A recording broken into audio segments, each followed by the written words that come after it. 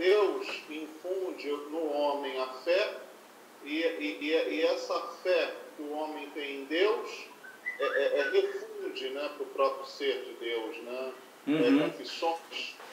Confissões e aquele outro livro dele, rapaz, Forte Matiz Platônico, né, também importou algumas coisas do Plotino, é a Cidade de Deus. Mas olha só, a questão fundamental que a gente tem que marcar aqui, né, não vamos esquecer que a gente tá perseguindo a questão da individuação, né? E olha só, ora, se pela razão natural, tá? Que a gente pode chamar aqui que é a razão aristotélica, né? Eu só conheço o ser por analogia, né? Tem um problema. Primeiro, conhecimento de Deus, o que significa dizer também a vontade de Deus. Por outro lado, tem a questão da salvação, que a gente não pode esquecer isso, né? Tem esse problema da salvação, né? Então, Duns Scott, diante dessa questão, e é aqui que vai distinguir o Duns Scott do São Tomás de Aquino, né? É que ele vai colocar uma questão que, no caso do ser por analogia, é um ser em que eu estou me baseando pela semelhança das qualidades do ser. Tudo bem? Perfeito, né? Ora, no áudio. Nosso áudio deu um corte. Você estava falando da questão da diferença da salvação em Santo Tomás e em Duns Scott. Não, é o seguinte, é porque na questão da analogia, é porque cortou e já estava na analogia. A analogia, né? O ser por analogia, né? É um ser no qual eu chego através das qualidades do ser, as qualidades comuns ao ser. Tá claro?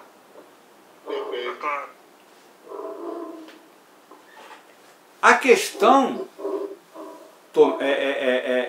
escotista, né, é como atingir ao ser nele mesmo, o ser enquanto ser, que é o problema filosófico. Tá claro? Ora, então o que distingue o ser ou os seres não são distinções por qualidades, não são distinções qualitativas. Tá? Porque existiria não só essas distinções, elas distinguiriam os seres, mas também pelas semelhanças dessas qualidades, eu chegaria ao ser por analogia. Tá? A questão que o Duns Scott coloca é como eu posso chegar a este ser. E ele diz o seguinte, que o ser, né, ou os seres, o que há de comum entre os seres não são as qualidades, mas é o próprio ser. Entendi. Tudo bem, Rodrigo? Vai indo que eu vou indo. Marisol, Assim, fala. a impressão que me dá, falando em uma língua assim hoje, é que a analogia me leva ao ser de uma maneira indireta, né? E se quer chegar ao ser de uma maneira direta. Pode-se dizer dessa forma, pode-se dizer dessa forma, tá? Só que dizer que estamos chegando ao ser por uma via indireta, né,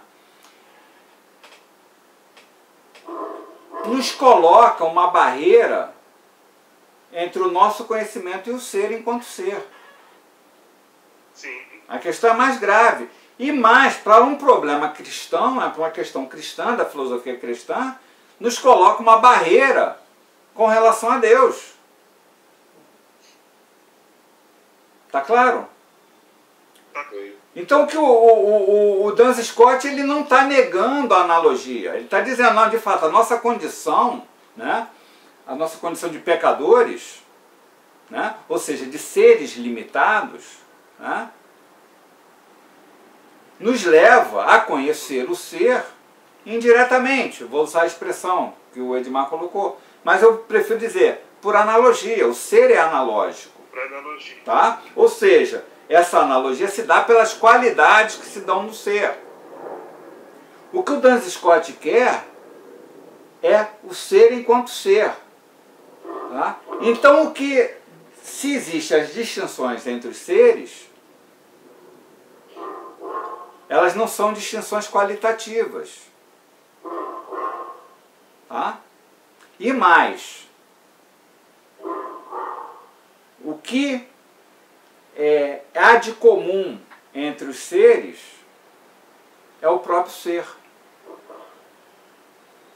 É isso que o Duns Scott chama de univocidade do ser. Isso aí. Tá? É claro que é bem mais complexo, a questão é mais complexa, tá? Mas a gente já está entrando aqui numa noção que é importante, que é aqui o ser é unívoco. O ser não é equívoco. Ao contrário de Aristóteles. Para Aristóteles, o ser é equívoco. Porque são distintos. Porque são vários sentidos para ser, segundo Aristóteles. Sim. Já começa, você tem o ser enquanto indivíduo e o ser enquanto universal. Duns Scott ainda vai manter isso aqui, mas existe uma questão que ele vai entrar ali, que é o ser enquanto ser. Esse ser enquanto ser, ele não é nem físico, nem lógico. Esse ser enquanto ser é metafísico. Ou seja, Duns Scott está rompendo, ou está separando o lógico do metafísico, como que estava unido em Aristóteles. Vê se está entendendo aqui o problema, a questão. Porque isso aqui eu ainda vou chegar na questão da individuação, tá? Em Duns Scott, tá? Não vamos esquecer que Duns Scott ele é morfista também, mas ele está colocando aqui uma diferença fundamental, que esse problema aqui, desse ser metafísico, que não é um ser que não é nem físico nem lógico, mas ele é metafísico, isso aqui vai gerar, por exemplo, Spinoza, mais lá na frente. Mais adiante, então, vai gerar Simondon, que é o nosso objeto de estudo, né? E Deleuze, sobretudo. Tá claro aqui? Tá claro. Tudo bem? Tá bem.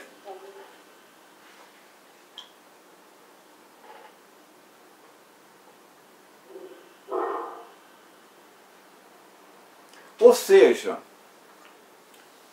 há um único sentido para ser. É isso que o Duns Scott está dizendo. É um único sentido que se diz das diferenças. Tá claro? Tá claro. Perfeito. Enquanto que pela analogia eu tomo o ser como significado, quando eu anuncio a palavra ser, eu estou no significado do ser, tá? O que é o homem? Animal racional, aí eu tenho a definição, ou seja, eu estou dando significado de homem, do ser homem, animal racional. Ora, aqui eu estou no sentido de ser, tá? E como sentido ele é unívoco, ele é singular.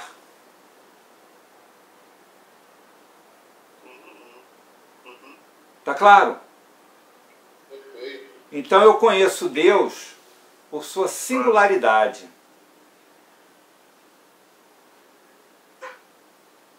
Tá claro isso aqui? Tá.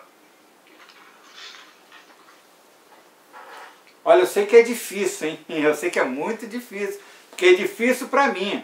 Não é para vocês não, é para mim também, tá? Porque falar dessas coisas é muito difícil. Tá? Falar de futebol é fácil. Agora, falar dessas questões é difícil, é complicado. Tá? Então, eu conheço Deus pela sua singularidade. Pela sua singularidade. Tá? Singularidade. E qual é a singularidade de Deus? Aí eu posso puxar aqui um Spinoza aqui. Sua potência infinita. É a singularidade de Deus. E dizer singularidade é dizer essência. Tá? Só que a questão aqui é um pouco mais complexa, porque quando eu dou a forma, né? Quando eu dou o ser, né? Eu estou dando a essência do ser. Só que por Aristóteles, esse ser é universal. Uhum. Portanto, a essência é universal, é uma essência lógica, no caso de Aristóteles. O problema é que Aristóteles confunde o lógico com o ontológico, ou seja, com o metafísico. Tá claro? Então esse ser aqui, tá? Esse ser aqui sendo lógico, sendo universal, né? Ele melhora aqui, vou melhorar aqui um pouco mais.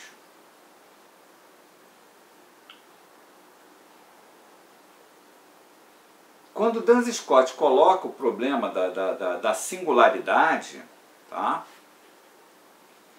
E ele coloca como sendo a singularidade, como sendo a essência, tá?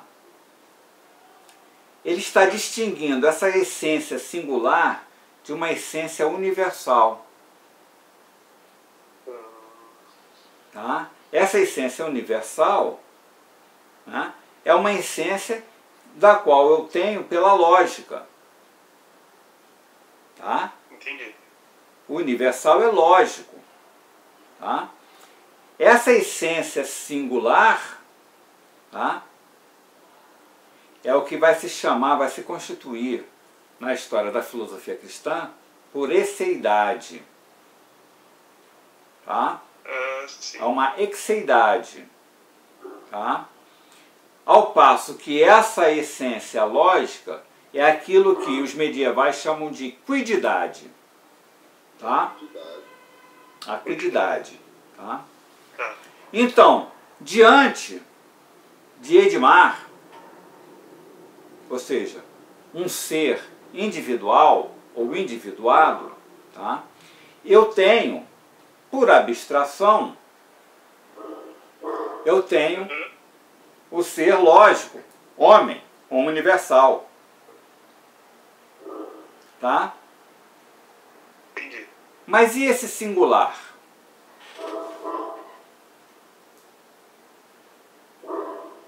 Esse singular é alguma coisa que se, vamos dizer, se agrega, ou seja, essa esseidade é alguma coisa que se agrega, ou se agregaria a essa quididade. Ou seja, a individuação por Duns Scott seria uma particularização da quididade, ou o que eu posso chamar de essência, né? Quando eu falar essência, eu estou falando da quididade, tá? E quando eu falar singularidade, eu estou falando da exeidade, tá? Então essa exeidade, essa singularidade, tá, seria uma particularização da quididade, ou seja, da essência. Se Edmar é um indivíduo físico, ele não é a sua fisicalidade, vamos assim dizer, não decorreria de uma universalidade, mas de uma singularidade.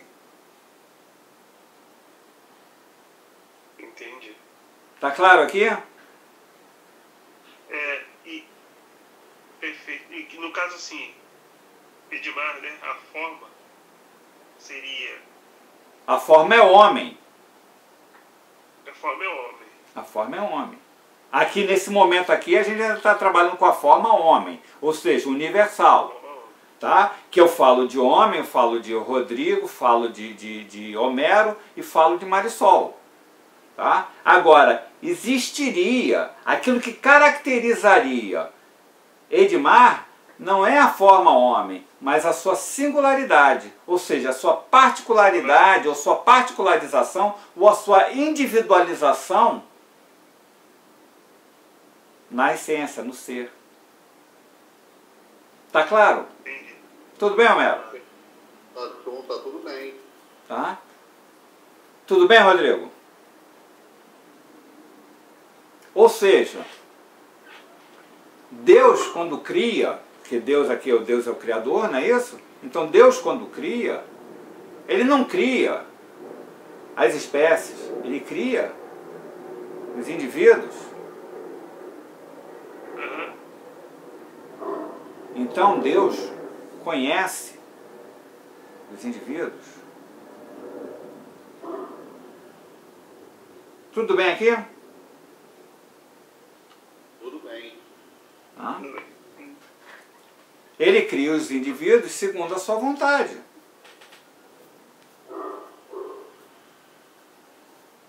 Nós já vamos chegar no problema da salvação aqui. O que vai retomar a questão da alma. Porque é claro que esse problema aqui da singularidade... Estão todo mundo me ouvindo? Está todo mundo me ouvindo? Tá não. Caiu a ligação. Essa ligação tá horrível. Caiu a ligação.